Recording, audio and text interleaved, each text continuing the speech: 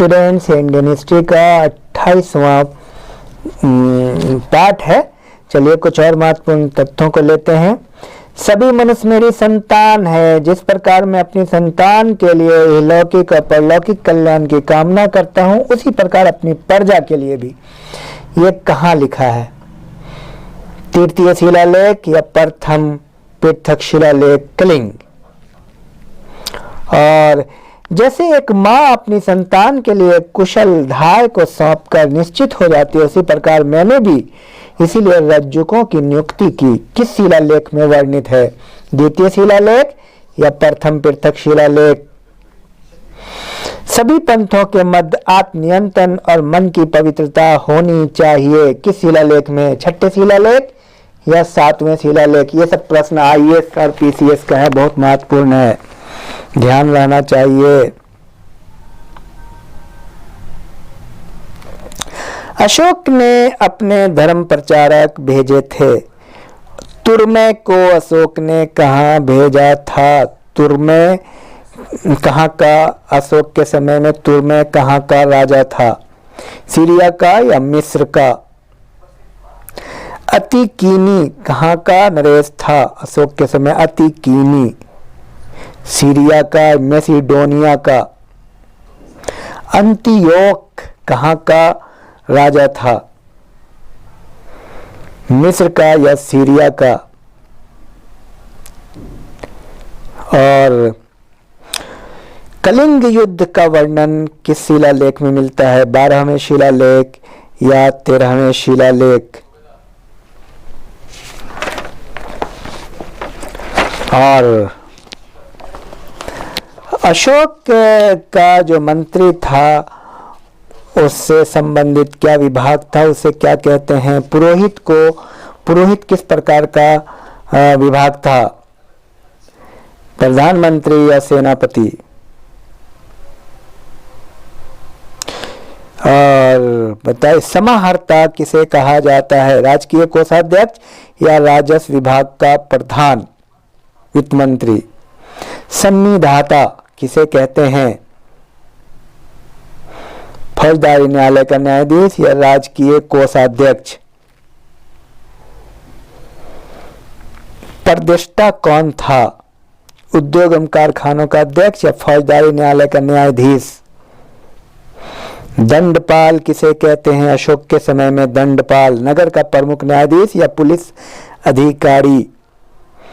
आटविक किसे कहते हैं? आटविक राजमहलों की देखरेख करने वाला या वन विभाग का प्रधान?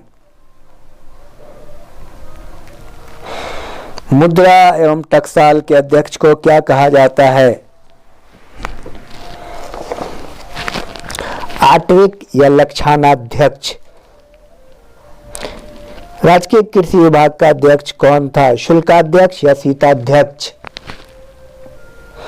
खानों का अध्यक्ष कौन था? पन्याध्यक्ष या आकराध्यक्ष?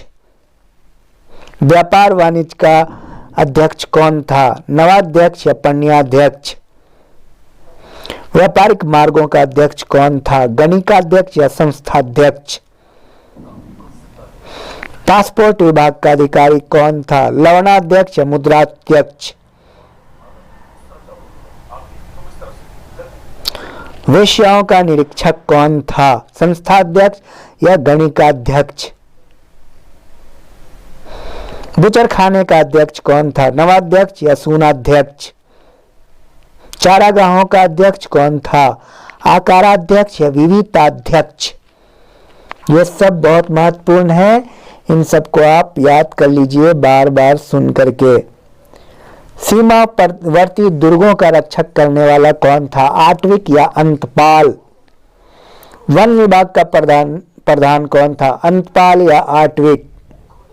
राजमहलों की देखरेख करने वाले का प्रधान किसे कहते हैं? आटविक या दौवारिक? और समाहर्ता किसे कहा जाता है? राजकीय कोषाध्यक्ष या राजस्व विभाग का प्रधान? अर्थशास्त्र में कितने अध्यक्षों का उल्लेख है? 25 या 26?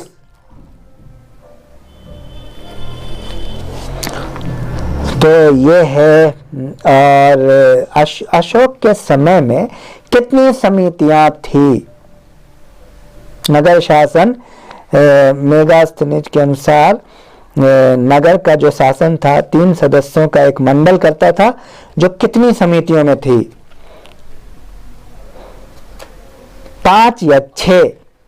प्रत्येक समिति में कितने सदस्य थे? 5, 7 या 5? एग्रोनोमोई किसे कहते हैं? नगर आयुक्त को या जिलाधिकारी को?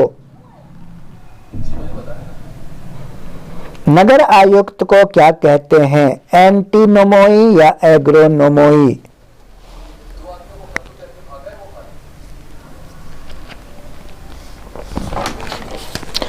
तो ये रहा कुल मिलाकर के अशोक के महत्वपूर्ण तथ्य। और भी तथ्यों को हम देख लेंगे चंद्रगुप्त मौर्य के बारे में नेक्स्ट वीडियो में। Thank you very much.